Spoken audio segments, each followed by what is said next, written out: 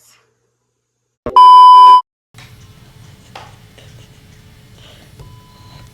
Hey y'all, Today you're mic'd up with Casey. Hallie, And Addie. and today we're talking about the Mississippi Freedom Summer. So basically, we're going to be going over the introduction and overview, kind of the whole topic, but throughout we'll kind of introduce everything, like all the events that are going on, and some like discussion points that you can kind of think about as we're talking, or like the reaction of unity throughout the whole summer, and like the humanization of people kind of like throughout the whole process. You'll understand what we're talking about like later on in the episode. But basically, the summer of 1964 was the Mississippi Freedom Summer, but the causes and events kind of like extend before that and go after that. So Casey, if you want to talk about some of the causes. Okay, so a lot of it was because of voting polls. So this whole thing took place in Mississippi, and it was because of the low African American like voting rate in Mississippi. So less than 7% of African American voters were registered, and they were just working to like raise the number of voters in Mississippi.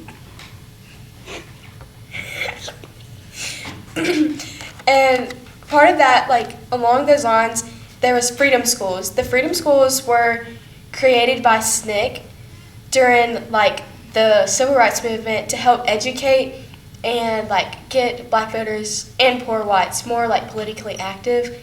And like there was like a bunch along that. And before that, there was the sharecropper education, which there was like none for that. So this kind of like helped them educate and like get them more active. Yeah, the sharecropper education was just like a basic education that like poor whites and blacks were given, which is pretty much no education at all. Yeah. And so this just kind of helped them be like more educated whenever it extended it. comes to like voting. Yeah. Mhm. And so this whole thing was just to pretty much make them more politically active. Also, these schools were not necessarily schools. Like it was just more of a personal, like the volunteer and just the individual, whoever they were trying to teach or whatever. They sometimes met up in parks or churches, wherever they could. Yeah. There's 'cause- like 40 like schools with like 2,000 people, I think. Yeah, they weren't schools like you see today. They were just groups of volunteers. A lot of the volunteers were like white students. I think we talked about mostly from up north, obviously, because in the south there were more segregation kind of stuff. But it was like these schools focused on just trying to like get rid of these like threats and intimidation that they were facing at the polls. I mean, like there were a lot of different things that prevented blacks from voting, and most of it was just like fear, I think. Like things like poll tax and literacy test made it made it hard for them to vote in general. But there were also like threats and violence that kind of like went into this whole thing, which you'll see like a lot of violence throughout the summer, and just like being able to push through like other people's reactions. Like it's something that we talked about a lot, is like other people's reactions to the voters and the volunteers versus like the actual hardships that they face because of like law. Yeah.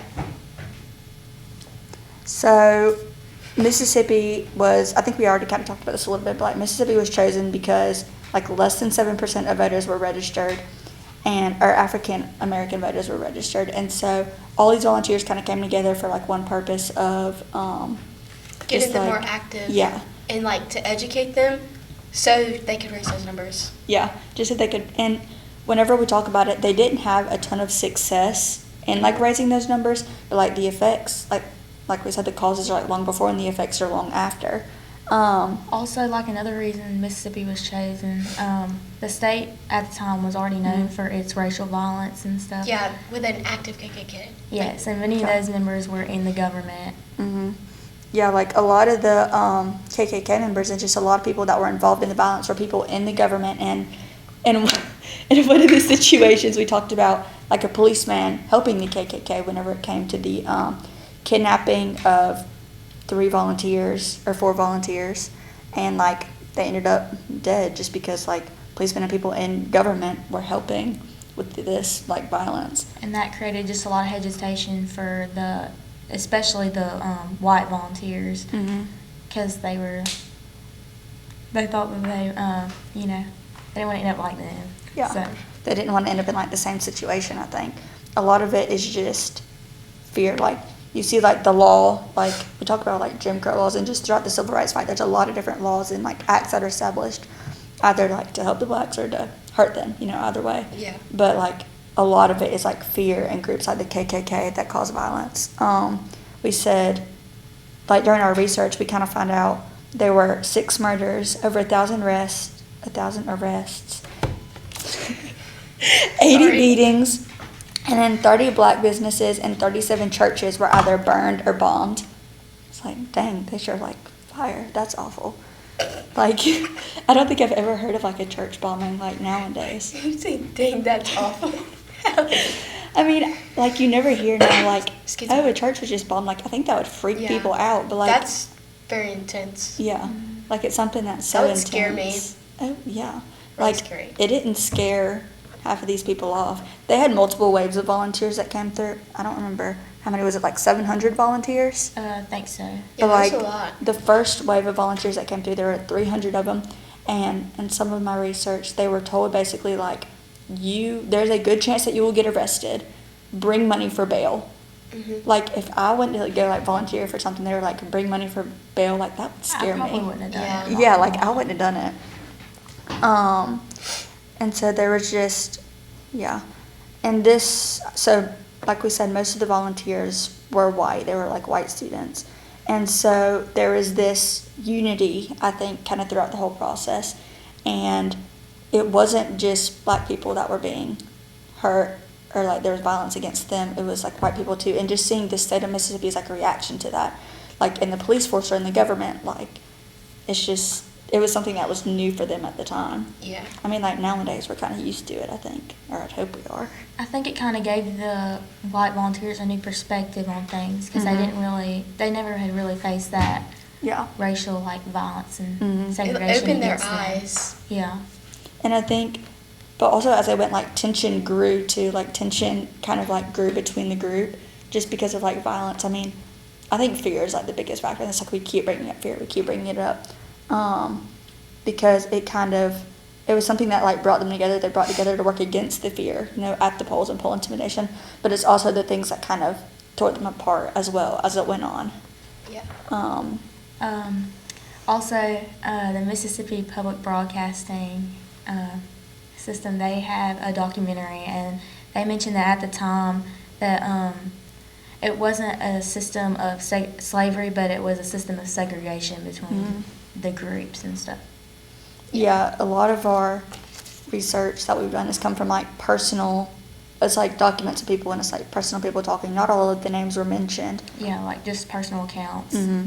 And the biggest thing that you see through the personal accounts is like you see this aspect of unity and then you see this aspect of like segregation, just like separation between the two groups of people.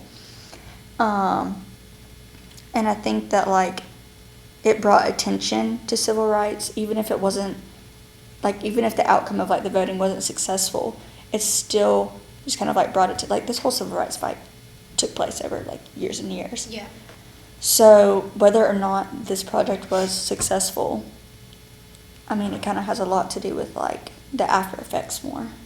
How it affected like the Civil Rights Act. We'll get into like later more in detail about like the Civil Rights Act. We'll talk about the Mississippi Freedom Democratic Party. I just wanted to do that. It's just everything that came from it. I don't know. I Yeah. have to cough. And then I know that you mentioned like the dehumanization. I think you want to go into that. Yeah.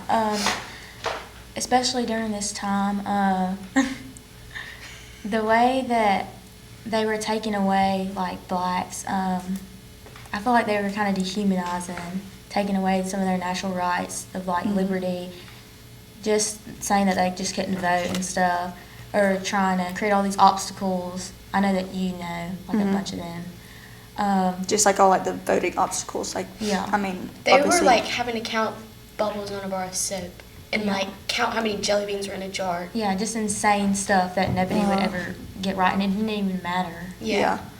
It didn't matter that like, I mean, there's a difference between like the law and the things that were like people were doing. So like these laws, I think, were like the literacy test, poll tax, all these different tests that they had to go through. I know I've mentioned those two a lot. Those are like the two main ones. But yeah, like you said, they're just stupid kind of things to prevent them from voting and like efforts to dehumanize them. And they were taking away their natural rights by the use of these laws and just by like the use of threats. Yeah. And I think that was like the biggest thing that they were trying to stop. They were trying to, like, the whole point of these freedom schools was to like allow them to like not only like allow them to have like the education to be able to vote, but also give them like the confidence to kind of just like solve the voting problem as a whole. I feel like they were also focused just really on like the person himself, not necessarily just like their education and stuff. They wanted them to grow as a person as well. Yeah. And like we'll talk about the different progression of schools. Like they established schools after as well. Did you say there were over like 40 freedom schools? Yeah, I think around 40. They established more schools later that were less about voting and more about just kind of like getting rid of this like education gap. Yeah. And so, I don't know, just between education and voting, that was like kind of their main priorities. And these things are like in relevance to today. Like we all have the right to vote. We all have education. I mean, all education systems are different, obviously, but they were fighting just kind of like for these simple rights, and so much violence came out of it. Excuse me. Sorry. I think those were the main causes, definitely. Like just the causes of concern. I think that's kind of a wrap. Yeah. I think. That explains its Are we causes. doing outro music? Yeah. Yeah. We'll see you, Addie. Oh, it's off. Are we doing outro music? Yeah. Yeah. We'll see.